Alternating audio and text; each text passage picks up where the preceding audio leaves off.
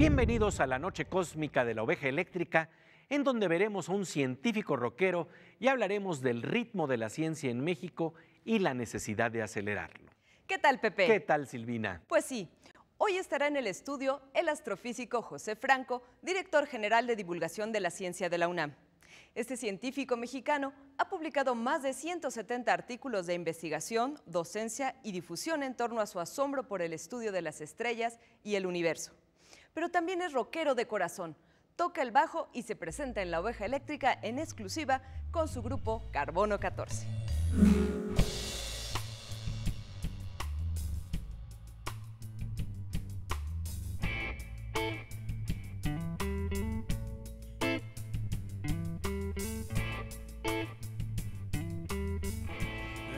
Sunshine when she's gone. It's not warm when she's away. Ain't no sunshine when she's gone. This house just ain't too long. Every time she goes away. Wonder this time when she's gone. Wonder if she's going to stay. Mi nombre es Julián Romero Pérez. Yo me llamo Gabriel Valentín Hernández Torres. Soy Fernando Palmas. Yo soy José Franco, toco el bajo con Carbono 14, tocayo. Soy el guitarrista y cantante de Carbono 14. Soy guitarrista de Carbono 14. Soy baterista. ¿Te imaginaste alguna vez de niño, de joven, a qué te dedicarías, qué harías profesionalmente? Pues la verdad es que no tenía muy claro lo que quería hacer, pero sí sabía que la ciencia me interesaba. Hijos, la parte de la cantada y la rockeada siempre me gustó, pero nunca me imaginé que lo estuviéramos haciendo aquí, menos con usted. La verdad nunca tenía idea de qué iba a llegar a hacer hoy. Pues acabé siendo consultor acústico. Pues querido Pepe, un gusto que nos acompañes en la noche cósmica de la oveja eléctrica. Pues es un placer estar aquí contigo, tocayo. Oye, pues ahora que estábamos escuchando tu música, que estábamos ahí en medio del sabor de lo que quiere decir el arte y la música, tu grupo se llama Carbono 14 y como tú sabes, Carbono 14 sirve para explorar el pasado. Y en este caso queremos hacer una especie de arqueología del deseo, ir hacia el pasado, y quiero mostrarte algo para ver precisamente qué es lo que transpira detrás de los cuerpos que están actualmente interpretando música y en donde todavía vemos unos niños que soñaban de alguna manera tener una profesión, hacer ciertas actividades. Vamos a ver un fragmento de video que creo que va a ser muy ilustrativo al respecto. Padre, órale, vamos. I run a profitable dress company. Boy, sometimes I wonder where my classmates are today. I'm president of the Pincus Plumbing Company. I sell taluses. I used to be a heroin addict. Now I'm a methadone addict. I'm into leather. Por supuesto, estamos hablando de Woody Allen en Annie Hall y estamos hablando de los deseos, de lo que querían ser esos niños y cómo ya estaba en potencia. Y ahora que estabas ahí tocando el bajo, ahí estaba todavía el niño que deseaba hacer muchas cosas y que termina siendo astrofísico.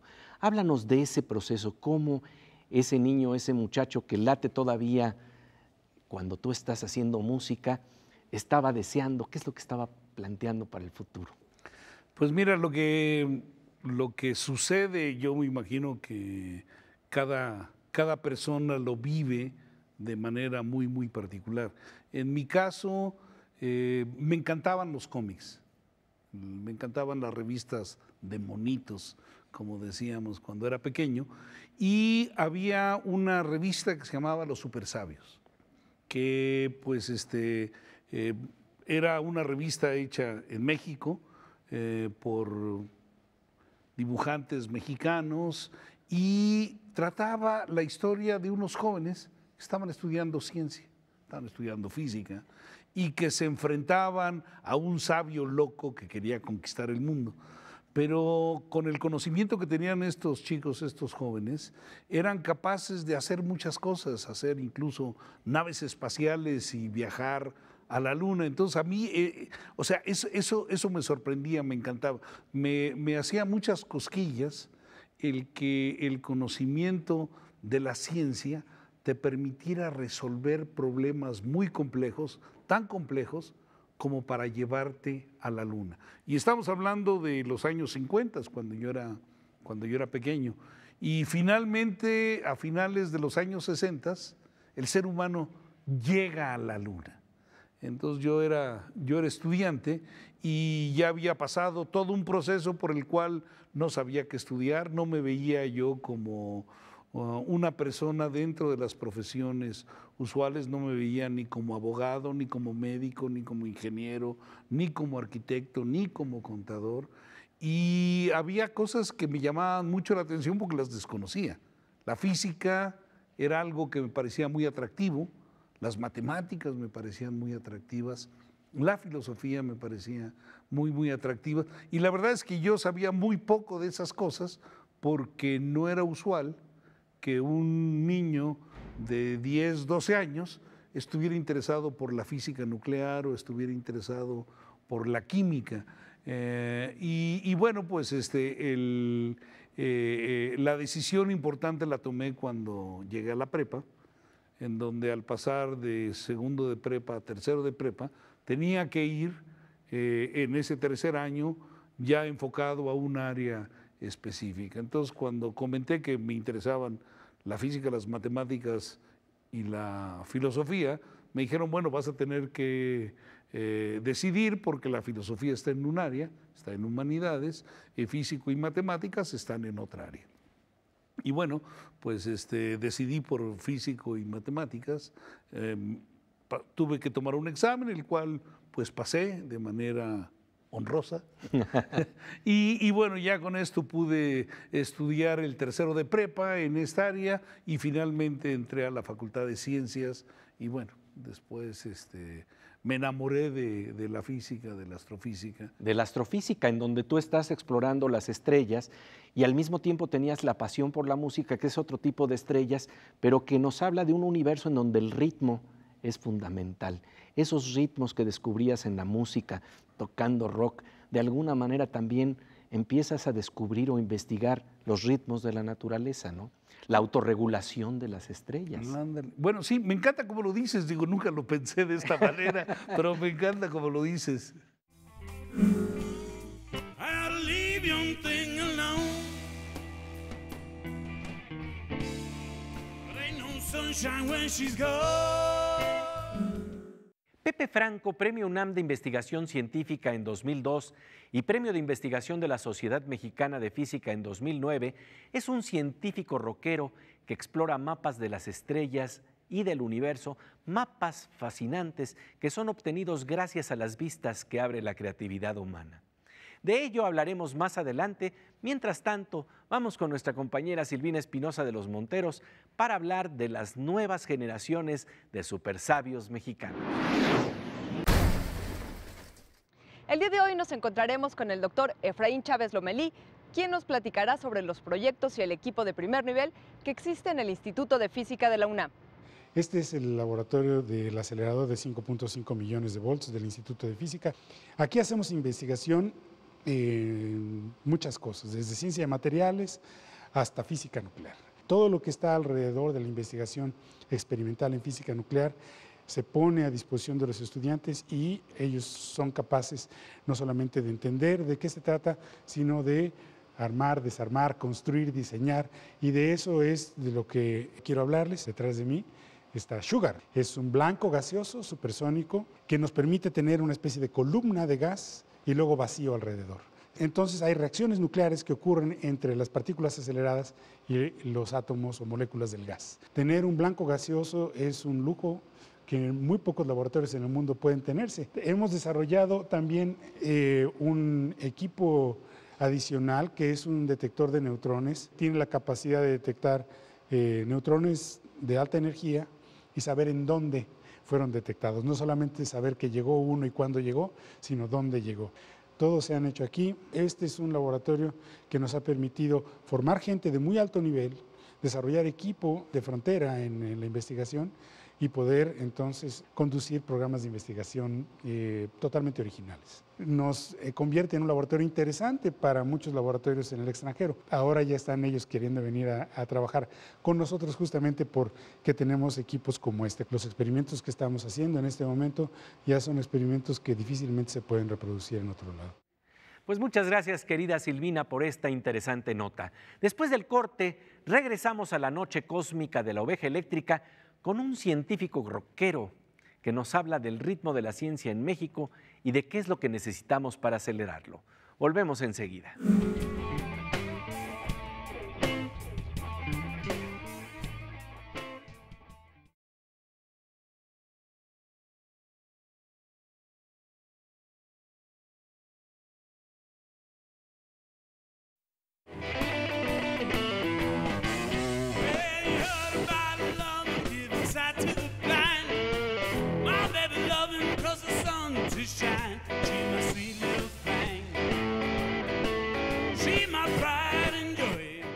Como de rayo, estamos de regreso en la noche cósmica de la oveja eléctrica con un rockero científico para hablar del ritmo de la ciencia en México. Pepe Gordón conversa con el astrofísico José Franco sobre el impulso que requiere la ciencia en nuestro país y sobre uno de los proyectos que enciende su imaginación.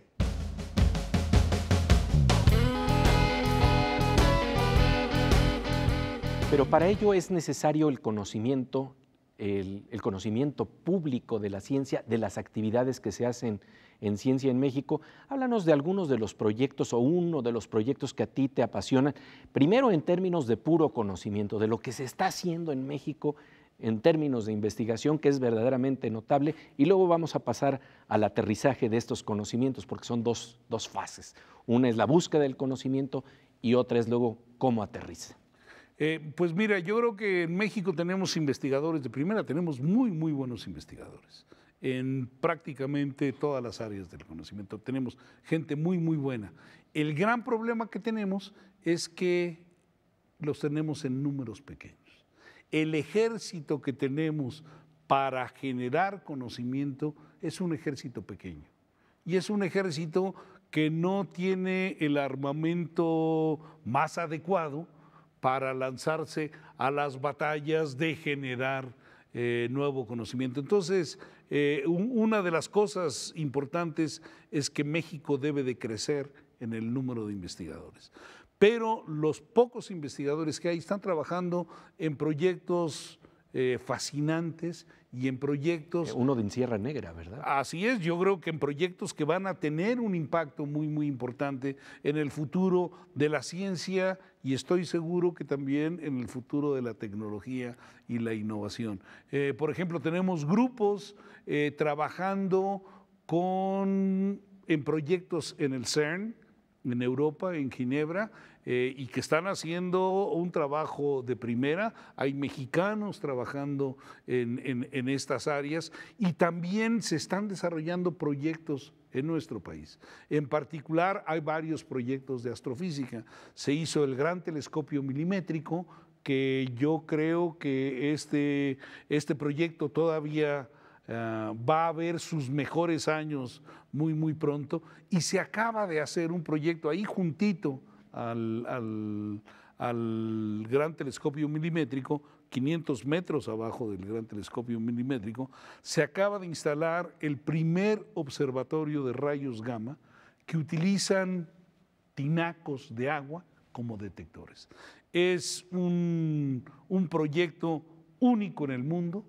Está en México, hay un consorcio de universidades e instituciones nacionales colaborando con un consorcio de instituciones estadounidenses y por un precio muy módico para lo que cuestan los proyectos científicos el día de hoy, se han puesto 300 tanques de agua en el volcán Sierra Negra para estudiar el cosmos en rayos gamma. Acaba de ser inaugurado, este es un proyecto conjunto México-Estados Unidos, CONACYT le ha metido el cuerpo muy bien, la UNAM, el CINVESTAV, la Universidad de Puebla, o sea, muchas universidades públicas nacionales están trabajando y estoy seguro que este va a ser un semillero para científicos, ingenieros y estoy seguro que de aquí van a salir también muchos proyectos para la industria, para la innovación. Pero bueno, el tener un instrumento en nuestro país que es único en su género, único en el mundo y que nos va a permitir ver el universo en rayos gamma es espectacular, porque la forma en la cual se ha estudiado el universo en rayos gamma anteriormente ha sido con satélites. Y los costos de un satélite, de un observatorio espacial, pues son de varios cientos a miles de millones de dólares. Y en México, en el volcán Sierra Negra, la inversión fue de únicamente 15 millones de dólares, en donde parte fue financiado por Estados Unidos, parte por México. Entonces, por una fracción chiquititita de lo que cuesta hacer un satélite y estudiar desde el espacio el universo en rayos gamma, lo vamos a poder hacer aquí en México y yo creo que el ingenio, el trabajo que hacen nuestros investigadores, su ingenio y su desarrollo tecnológico va a tener un impacto muy, muy positivo. You mess with her, you see a man get me.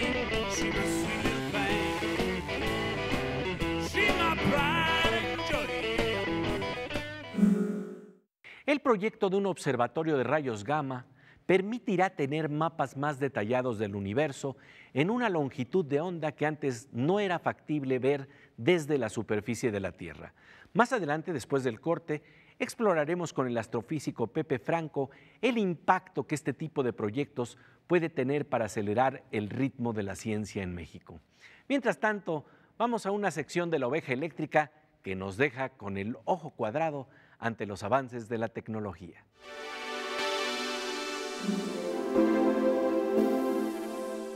Querida Aura al cuadrado, con los ojos cuadrados, con los lentes cuadrados, un gusto encontrarte aquí en La Oveja. Muchas gracias, Pepe. Fíjate que ha habido diferentes formas de interactuar con las computadoras, ¿no? A través del teclado, a través del ratón, a través de las tabletas, en donde ya estamos directamente sobre la pantalla. Pero ahora, ¿podría ocurrir que hasta con las uñas? Es un hecho y las uñas ya no solamente van a funcionar para decorarlas o este concepto de nail art y ponerles diseños, sino para integrarse a la tecnología. Vamos a verlo. Claro que sí. Esta es una uña postiza que desarrolló el laboratorio del MIT y lo que hace es que tiene 4 capas adentro. Una que es la batería, una tarjeta de circuitos integrados o electrónicos, sensores y el diseño. Tú te la pones y empiezas a controlar tus dispositivos, tableta, celular e incluso computadora. Pero lo interesante es que lo hace con gestos. Aquí en la cocina es muy útil, la verdad es que los que hemos intentado cocinar con un teléfono es un poco complicado y aquí moviendo los gestos podrías también cocinar. Y la idea también es que quieren que esta uña sea un poco más discreta y puedas hacer ciertas funciones que haces en un teléfono inteligente desde tu uña. Pero hay que aclarar que todavía no está a la venta. Pero no duden que en un futuro no muy lejano podamos tener estas uñas postizas que puede usar cualquier persona, no importa el género. Simplemente se trata de integrar belleza, moda, tecnología en nuestro día a día. Y sospechar de quien se esté limando las uñas. A lo mejor está haciendo otra cosa. Como siempre, un gusto encontrarte aquí en La Oveja Eléctrica. Gracias a ti, Pepe. Volvemos enseguida a La Oveja Eléctrica con Pepe Franco, un astrofísico rockero que nos habla de lo que requerimos para acelerar el ritmo de la ciencia en México.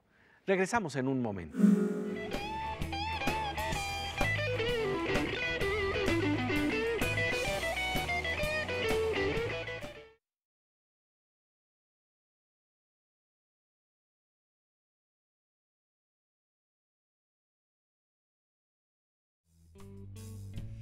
Ain't no sunshine when she's gone.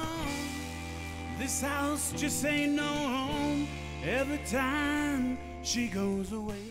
Como de rayo, estamos de regreso en la noche cósmica de La Oveja Eléctrica para conversar con un científico rockero sobre el ritmo de la ciencia en México. Pepe Gordon hace dueto con Pepe Franco para hablar de lo que se requiere para que la ciencia se acelere en nuestro país.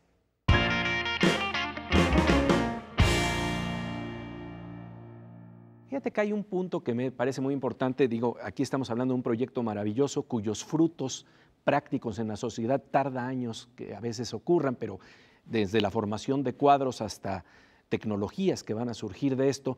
Pero hay ya también proyectos en México que están maduros para que los empresarios que pudieran ser visionarios dijeran, vamos a invertir aquí, y que pudieran colocar a México también como punta de lanza a la vanguardia de lo que está ocurriendo en comparación con otros países? Bueno, yo creo que ahí el tema tiene digamos, facetas diferentes. Si tú quieres hacer buena ciencia, tú requieres a un buen grupo de científicos para poder hacer buena ciencia. Sí. Si tú quieres hacer buena ingeniería, buena instrumentación, buenos desarrollos tecnológicos, buenos ingenieros, necesitas un grupo de científicos que colaboren con un grupo de ingenieros. O sea, aquí la colaboración de estos dos grupos es fundamental. Y ahora, si tú quieres hacer innovación de primera, necesitas un grupo de científicos, un grupo de ingenieros y un grupo de empresarios o visionarios que estén dispuestos a trabajar juntos. Y esta es la parte que en México no se ha dado. Eso es lo que te iba a preguntar. ¿Dónde está el mayor problema? Pues mira, yo creo que hay muchos problemas. Yo creo que el primer problema es, digamos, el tener políticas públicas adecuadas que permitan que se den estas sinergias entre empresarios, entre estos grupos. Ingenieros. Segundo, y científicos. Tiene que haber estímulos para los empresarios para que decidan invertir en alta tecnología. Y tercero, pues debe de haber toda una cultura en nuestro país de innovación que fomente la competitividad y que fomente la inversión productiva que permita pues eso, que se desarrolle el país económicamente. ¿Ok? Entonces necesitamos seguir desarrollando ciencia de frontera, necesitamos desarrollar tecnología y necesitamos hacer que converjan los intereses y los deseos de académicos y de empresarios. Sería fundamental. Entonces yo creo que uno de los primeros pasos que hay que hacer es ver cuáles son las necesidades futuras de recursos humanos para los diferentes sectores de la producción y trabajar en la formación de estos grupos, pero en una formación no de grandes números, sino de grandes calificaciones, bien preparados.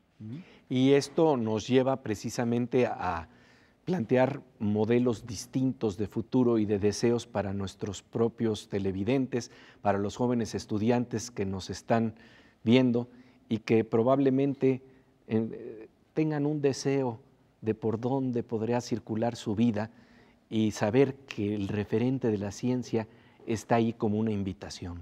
Los supersabios mexicanos del siglo XXI. Me encantaría que el futuro de México sea un futuro brillante para los jóvenes. Pues Pepe Franco, de verdad te agradecemos muchísimo tu presencia aquí en la noche cósmica de la Oveja Eléctrica. Pepe Gordon, un placer como siempre, tocayo.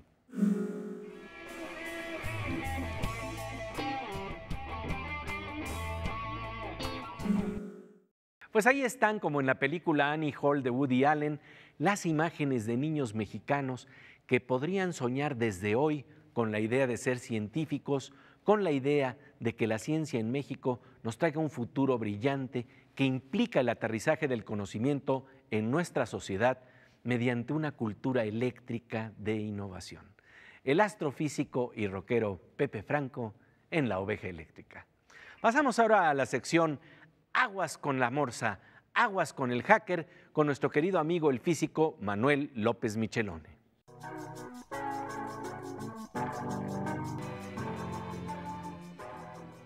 Pues querido Morsa, aquí como siempre en la Oveja Eléctrica. Hola Pepe. Oye, a veces damos permiso de que nos hackeen y realmente ni nos damos cuenta. A mí me da pavor cuando agarro el teléfono celular, bajo una aplicación y de repente me doy cuenta que estoy dando permiso para entrar a mis contactos y una serie de cosas que dices, pero híjoles, ¿cómo se antoja esta aplicación? Pues sí, a uno le piden permiso para checar los contactos, para ver el estado del teléfono, para saber la localización donde estoy parado, ¿no? Porque eso se vende. Y fíjate, Pepe, por ejemplo, si tú entras a las redes sociales, por ejemplo, antes de entrar a las redes sociales, haz el siguiente experimento. Entra a Amazon o a cualquier tienda virtual. Amazon es la más grande, ¿no? Entras y busca cualquier libro del tema que quieras. Y te van a salir un montón de opciones. Revisa algunas y qué sé yo. Y al final, pásate a Facebook. Y vas a encontrar que los anuncios que vienen son sobre los libros que acabas de buscar. ¿Cómo es posible? O sea, ¿quién les dio el tip que tú estabas buscando eso, no? Entonces, evidentemente, ya hay un nexo, o sea, se venden, no sé si se venden, pero se comparten las listas de usuarios de unos con otros y entonces tienen información que no tienen por qué tener, ¿no? Se metieron hasta la cocina. Se metieron hasta la cocina y les dimos permiso además, ¿no? Nuestra privacidad es un mito en muchos sentidos. Es hackeo con consentimiento. Sí, entonces la pregunta es si estás hackeando cuando te están dando chance de entrar a tu casa. Es como siempre, te agradecemos tu presencia aquí en La Oveja Eléctrica para conversar precisamente sobre el hackeo con consentimiento que damos cotidianamente. Sí, gracias, Pepe. Y bien, nosotros pasamos ahora a la sección Veo Veo con nuestra querida amiga Miriam Moscona.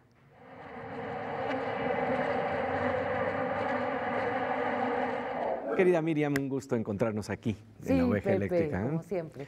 Cuando estamos hablando de observatorios, pues son plataformas para mirar al mundo de una determinada manera, pero hay otro tipo de miradores, ¿no? Hay una extraordinaria dibujante estadounidense, Christine Couture, que vive en Nueva Inglaterra y todos los días se asoma a una ventana digital, la del CENAPRED, para ver la actividad de un volcán que la enamora y que repetidamente la trae a México. Me refiero al Popocatépetl. Y llama la atención cómo para realizarlos siempre mantiene un pie en la ciencia.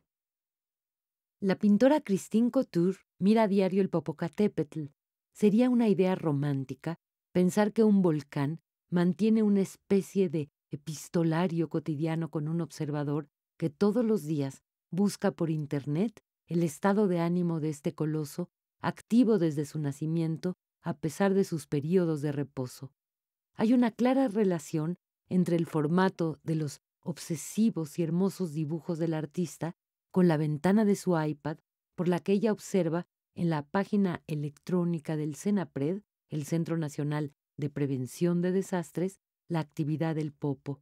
Comienza en la objetividad científica, puntual, anclada en la realidad, pero alcanza a tocar la otra orilla, más subjetiva. Este proceso es un claro ejemplo de cómo el arte puede abrevar en la ciencia, aunque en realidad es el Popocatépetl quien imita el arte y nos llena de metáforas de fuego y hielo. Una de las imágenes que le hemos presentado es real y no un dibujo. Fue tomada apenas por una cámara de teléfono desde un avión. Ojalá y alguien la haya descubierto. Con la mirada de nuestra querida compañera Miriam Moscona, la mosca eléctrica, llegamos al final de esta emisión de La Oveja Eléctrica. Los esperamos en este espacio que explora los ritmos de la ciencia en México. Aquí, en Canal 22. Somos una opción.